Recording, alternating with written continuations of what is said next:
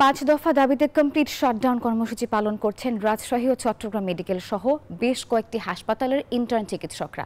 দাবি আদায় না হওয়া পর্যন্ত কর্মবিরতি চলবে বলে হুঁশিয়ারি দিয়েছেন তারা।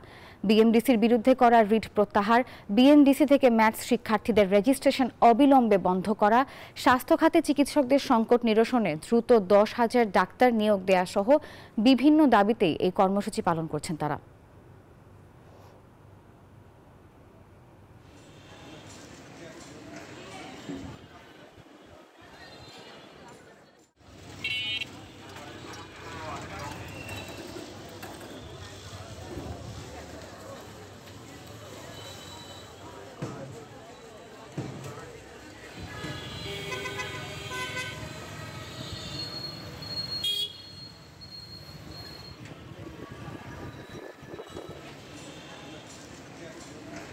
দর্শক, এই বিষয়ে বিস্তারিত খবর জানাতে আমাদের সঙ্গে চট্টগ্রাম এবং রাজশাহী থেকে আমাদের সহকর্মীরা যুক্ত হবেন। শুরুতেই যাচ্ছি চট্টগ্রাম মেডিকেলে, রয়েছেন সেখানে সহকর্মী নয়ন বড়ুয়া।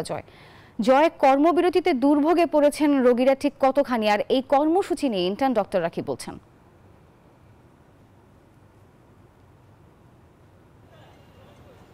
ধন্যবাদ আপনাকে। চট্টগ্রাম মেডিকেলের সামনে কিন্তু আমরা দেখছি ইন্টার্ন চিকিৎসকদের কর্মবিরতি তারা শুরু করেছে। দেখতে পাচ্ছে তারা 5 দফা দাবিতে তারা কিন্তু কর্মবিরতি শুরু করেছে। তো তাদের সাথে আমরা কথা বলবো। আমরা দেখছি চট্টগ্রাম মেডিকেলে যারা চিকিৎসক আছেন তারা চিকিৎসা দিচ্ছেন, তবে কিন্তু দেখা যাচ্ছে যারা ইন্টার্ন চিকিৎসক তারা চিকিৎসা দিচ্ছে না। তার কারণে এখনও তেমন সমস্যা না হলে কিন্তু বেলা যদি গড়ায় তাহলে কিন্তু সমস্যা হতে পারে। কারণ হলো চিকিৎসক যারা আছে তারা বেশিক্ষণ এখানে থাকার কথা নয়। তাদের কি দাবি নিয়ে এখানে তারা কর্মবিরতি করছে আমরা একটু কথা বলতে চাচ্ছি। আমরা স্বাস্থ্য খাতে চলমান অরাজকতায় আমরা মেডিকেল শিক্ষার্থীরা একই সাথে উদ্বেগ এবং আমরা একই সাথে আমাদের কিছু দাবি জানাচ্ছি। 1 নম্বর হচ্ছে বাংলাদেশের এমবিবিএস এবং বিডিএস ডিগ্রি ছাড়া কেউ ডাক্তার পদবি ব্যবহার করতে পারবেন না। আর এমবিবিএস এবং বিডিএস ছাড়া কেউ ডাক্তার পদবি ব্যবহার করতে পারবেন না। এবং 2 নম্বর দাবি হচ্ছে আন্তর্জাতিক মান অনুযায়ী ওভার দ্য কাউন্টার ড্রাগ এটা যাতে আপডেট করা হয় এবং ওভার দ্য কাউন্টার ড্রাগ শুধুমাত্র রেজিস্টার্ড ওভার দ্য কাউন্টার ড্রাগের বাইরের কোনো ওষুধ রেজিস্টার্ড চিকিৎসক ছাড়া আর কেউ কোনো প্রেসক্রাইব করতে পারবে না। 3 নম্বর স্বাস্থ্য খাতে যে চিকিৎসক সংকট নিরসন, এই সংকট নিরসনে আমাদেরকে অনেকগুলো পদক্ষেপের দাবি আমরা জানাচ্ছি। 1 নম্বর, যেহেতু প্রতি বছর 10,000 করে ডাক্তার নিয়োগ দেওয়া হচ্ছে, ডাক্তার বের হচ্ছে, সেখান থেকে যথেষ্ট পরিমাণে ডাক্তার নিয়োগের ব্যবস্থা করতে হবে। স্বাস্থ্য কমিশন গঠন করে পূর্বের মতো 7ম গ্রেডের চিকিৎসক নিয়োগ দিতে হবে এবং হচ্ছে প্রতি বছর 4 থেকে 5,000 যদি বিসিএসে স্বাস্থ্য ক্যাডারে নিয়োগ দেওয়া হয় তাহলে স্বাস্থ্য খাতের যে জটিলতা সেটা আরও কিছুটা নিরসন হবে। এবং সবচেয়ে গুরুত্বপূর্ণ যে বিসিএসে স্বাস্থ্য ক্যাডারের বয়সসীমা আগে ছিল 32 বছর, তখন নর্মাল ক্যাডারে ছিল 30 বছর, কিন্তু নর্মাল ক্যাডারে এখন 32 বছর করার পরও স্বাস্থ্য ক্যাডারে এখনও 32 বছর রয়ে গেছে। আমরা সেটাকে 34 করার দাবি জানাচ্ছি এবং এই দাবিটা অত্যন্ত যৌক্তিক।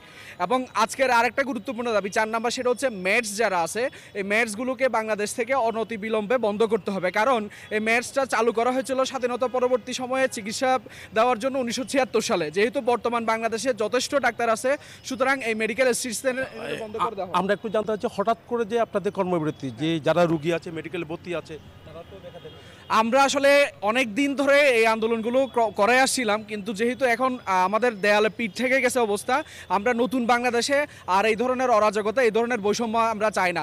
জনগণের কাছে চিকিৎসকদেরকে সবসময় বলির পাঠা বানানো হয়, এই জিনিসটা আমরা আর মানতে চাই না। স্বাধীন বাংলাদেশে আমরা এটা এই ছিল আমার এখানকার সর্বশেষ। ফিরে যাচ্ছে আমার সহকর্মী অপেক্ষা করছেন রাজশাহীতে মর্তুজার কাছে। চট্টগ্রামের মতো রাজশাহীতেও 5 দফা দাবিতে পূর্ণাঙ্গ কর্মবিরতি পালন করছেন ইন্টার্ন চিকিৎসকরা এবং ইন্টার্ন চিকিৎসকদের সাথে একাত্মতা ঘোষণা করে ক্লাস পরীক্ষা বর্জন করে আন্দোলনে নেমেছেন মেডিকেল কলেজ হাসপাতালের ছাত্রছাত্রীরা।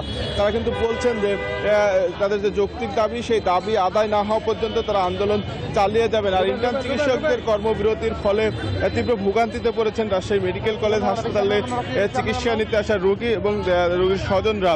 আর ইন্টার্ন চিকিৎসকরা বলছেন যে তাদের যে দাবি সেটি বিএমডিসির বিরুদ্ধে করা রিট প্রত্যাহার করার পাশাপাশি এবং বিএমডিসির রেজিস্ট্রেশন শুধু এমবিবিএস এবং বিডিএস ডিগ্রিধারীদের দিতে হবে। বিএমডিসি থেকে ম্যাথ শিক্ষার্থীদের রেজিস্ট্রেশন অবিলম্বে বন্ধ করা, স্বাস্থ্য খাতে চিকিৎসকদের সংকট নিরসনে দ্রুত সময়ের মধ্যে 10,000 ডাক্তার নিয়োগ দিয়ে শূন্যপদ পূরণ করতে হবে। এছাড়া আলাদা স্বাস্থ্য কমিশন গঠন করে পূর্বের মতো 6ষ্ঠ গ্রেডের নিয়োগ দেওয়া প্রতি বছর 4 থেকে 5,000 ডাক্তার নিয়োগ দিতে হবে।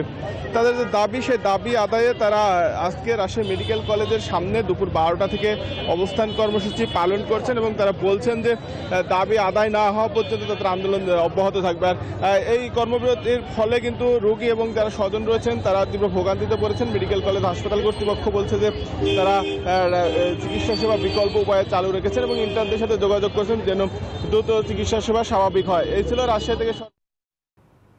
মতিউর এবং জয়, আপনাদেরকে ধন্যবাদ।